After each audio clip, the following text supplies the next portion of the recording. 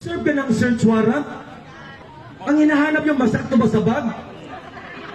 Bakit? May itatanim po sila. May itatanim sila. Mga droga, mga illegal. Diyan ba kayo magaling, sir? Farmer, sir, gawain ba yan ang matinong pulis? Yes! Gawain ba yan? Sir, kung nasa sakto kang pag-iisip, hindi mo yan gawin, sir. Fair play po tayo dito. Sabi nyo, trabaho nyo lang yan. Okay, we'll let you go inside, perform your job. But the question is, how did you conduct your operation, sir? Bakit may pang-abuso, sir? Hinayaan na kayo makapasok, hinalugog lahat. Lahat dyan hinalugog nyo. Many times, numerous times. Tapos sabihin nyo na nag-resist kami. Kasabot ka, sir, sa justice.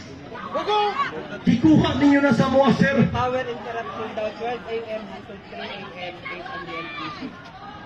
Tapos nag-announce karoon ng Davao Light na Kunsaba. Power interruption 12 a.m. to 3 a.m. Oh. Pero dinili mo hawa din. Bisi pagtanggalan ninyo yung mga microphone, mga suga, sir. Sir, we are decided to stay here.